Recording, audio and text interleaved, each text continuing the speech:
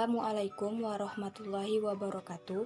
Baiklah, saya akan menjelaskan tentang pro dan kontra hukuman mati bagi pelaku kejahatan narkoba.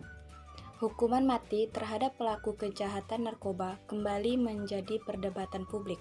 Kontroversi semakin tajam ketika pemerintah Republik Indonesia berencana mengeksekusi terpidana warga negara asing yang terlibat kejahatan narkoba, khususnya warga negara Australia anggota Bali 9. Lalu, apakah hukuman mati itu sendiri adalah hukuman yang adil, manusiawi, dan konstitusional? Kajian ini membahas argumen-argumen kelompok yang kontra dan pro hukuman mati, khususnya terhadap pelaku kejahatan narkoba. Argumen kontra. Kaum abolisionis mendasarkan argumennya pada beberapa alasan. Pertama, hukuman mati merupakan bentuk hukuman yang merendahkan martabat manusia dan bertentangan dengan hak asasi manusia. Atas dasar argumen inilah kemudian banyak negara yang menghapuskan hukuman mati dalam sistem peradilan pidananya. Sampai sekarang ini sudah 97 negara menghapuskan hukuman mati. Dasar argumen selanjutnya yang dikemukakan kelompok abolisionis adalah konstitusionalitas hukuman mati.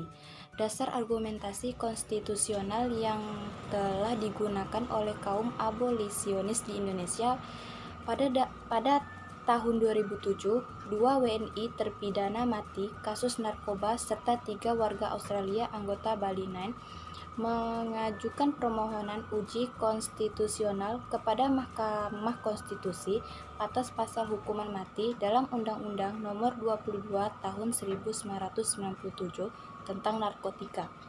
Kuasa hukum pemohon berargumentasi pasal pidana mati Undang-Undang Nomor 22 Tahun 1997 bertentangan dengan pasal 28A perubahan 2 Undang-Undang Dasar 1945.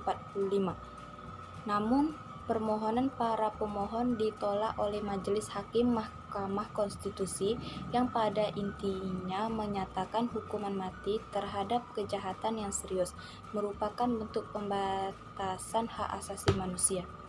Kelompok abolisionis juga membantah alasan kaum retensionis yang meyakini hukuman mati akan menimbulkan efek jera dan karena itu akan menurunkan tingkat kejahatan, khususnya kejahatan terkait narkoba.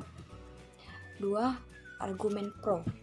Kelompok retensionis tidak kalah sengit mengajukan argumen yang mendukung hukuman mati. Alasan utama adalah hukuman mati memberi efek cegah terhadap penjahat potensial kejahatan narkoba. Bila menyadari akan dihukum mati, penjahat demikian setidaknya akan berpikir 1000 kali sebelum melakukan kejahatan narkoba. Fakta membuktikan, bila dibandingkan dengan negara-negara maju yang tidak menerapkan hukuman mati, Arab Saudi yang memberlakukan hukuman Islam dan hukuman mati memiliki tingkat kejahatan yang rendah. Kaum retensionis juga menolak pendapat kelompok abolisionis yang menyatakan hukuman mati atau terhadap penjahat narkoba bertentangan dengan kemanusiaan.